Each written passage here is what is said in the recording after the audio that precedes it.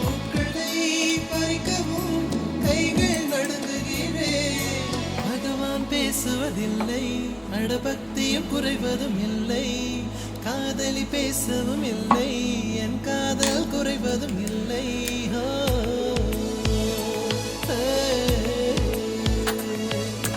மெல்லினமே மெல்லினமே நெஞ்சில் மெல்லிய காதல் பூக்கும். என் காதல் ஒன்றே மிக உயர்ந்ததடி, அதை வானம் அண்ணாந்து பார்க்கும். நான் தூர தெரியும் வானம், நீ துப்பட்டாவில் இழுத்தாய்.